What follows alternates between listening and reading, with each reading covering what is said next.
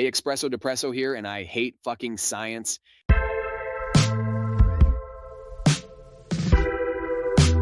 It's not what you think. I'm not talking about the science that brought us amazing innovations that has clearly improved our lives. No, I'm talking about the ultra biased Facebook page called I fucking love science. A page that often highlights poorly executed studies to push certain agendas.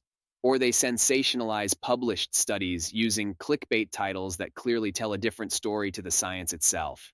For instance, check out this article. As you can see, it reads separated identical twins raised in the US and Korea have massive IQ difference.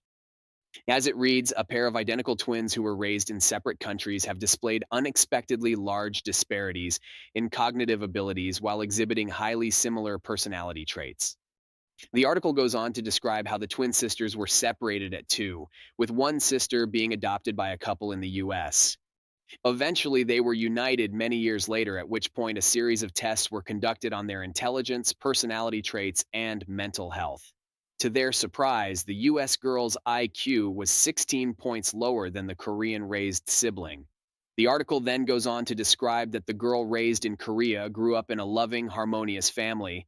The adopted sister, on the other hand, reported harsher upbringings, citing regular conflict and the divorce of her adopted parents. Reading this article, you may say that living in the US compared to Korea is an intellectual dampener, but in my humble opinion, perhaps the real bacon of truth is the fact that the US girl suffered not one, not two, but 3 concussions. The article literally mentions only one tiny paragraph about the concussions, which I'd say is the biggest determining factor for the significant IQ disparity. Oh, and check out the end of the article where it says, this study provides some fascinating new insights into the genetic, cultural, and environmental factors that influence human development. The article should have honed in on the concussion aspect. Hey, even the comments ring out my initial thoughts. Like this person. So we're all assuming that the 2 years prior to the separation combined with mysterious concussions have nothing to do with it? Or this one? So it says the twin in the USA suffered 3 previous concussions. How can you possibly compare her brain to her twin in that case? Reading about this study is a waste of time. Indeed, it is a waste of time. And then you have this garbage of an article. Non-binary people existed in prehistoric Europe, burial site study suggests. This is a case of an author grasping at straws, stretching and pulling reality until it fits into their odd-shaped head. Case in point, check out this part. We found that in 6 burial sites out of 7, there is a persistent minority of individuals whose determined sex does not coincide with the gender that their respective grave goods are supposed to signal. For example, they describe a biological male from a site in Germany who was buried with a headdress made of snail shells and other items that were associated with feminine gender. At another site, a biologically female skeleton was interred with masculine grave goods such as a stone axe, a fishing hook, wild boar tusks, and flint blades. Oh geez, what a solid conclusion. And reading on, we conclude that available data, despite potential biases, support the hypothesis that some degree of gender variance was formally accepted in the burial rite of prehistoric Central European societies. So here is my gripe with this study. The enormous amount of data missing from this research is staggering. These researchers found 26% of the skeletons match up with their sex and gender, and the remaining 70% were excluded from the analysis as either their sex or gender could not be determined. So let me get this straight. If I'm a dude who like to wear shirts with floral designs, does that mean I'm female or gay? If a 1,000 years from now, someone dug me up and found I was buried with the jewelry my mother gave me, I'm now non-binary?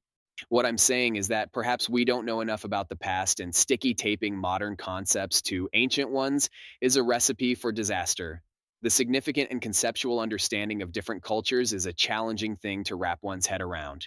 And if you speak a different language, you'll notice this. Certain words in another languages will not have a direct translation to a word in English. Furthermore, certain words derive their meaning in how they are phrased in a sentence, basically changing the meaning of said word into something totally different. It's all about context.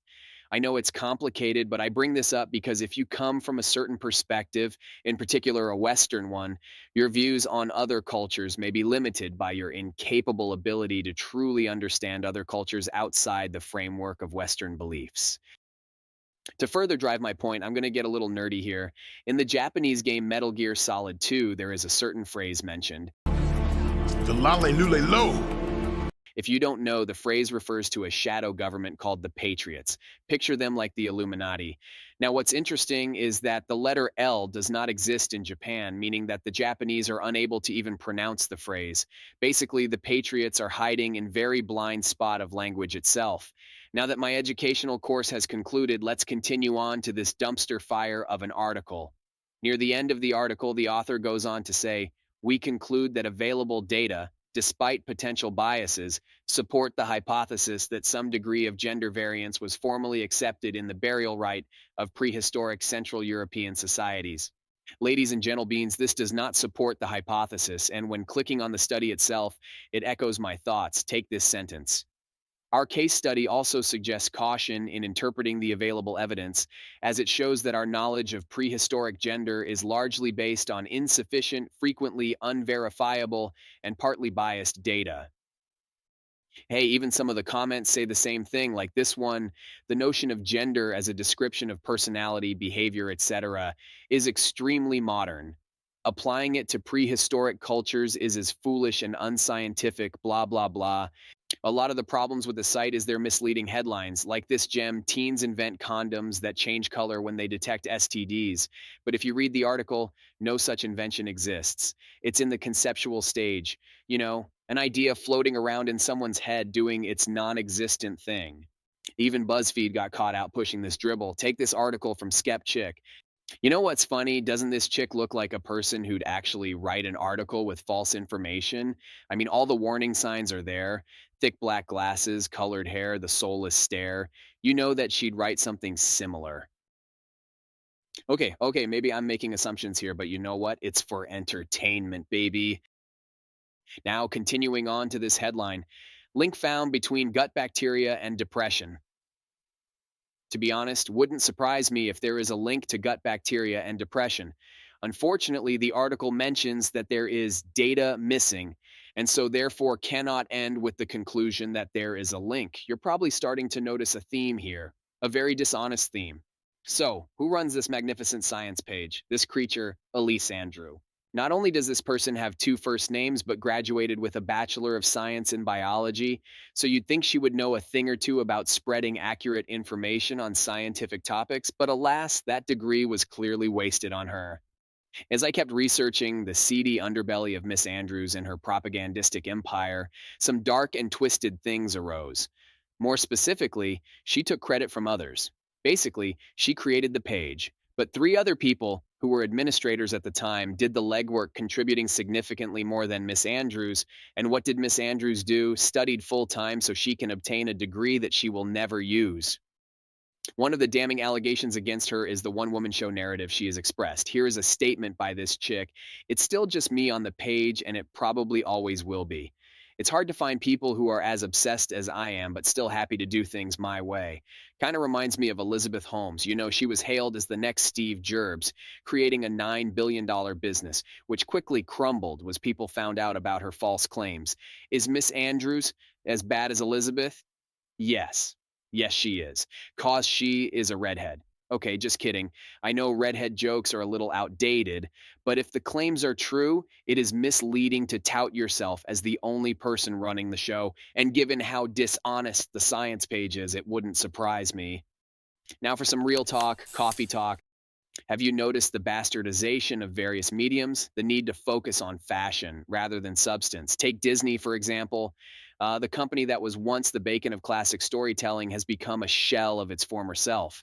Instead of people who, from a very young age, had this extreme fascination with storytelling, building up their understanding from their infatuation on the topic, have been replaced with corporate suits with their own agendas.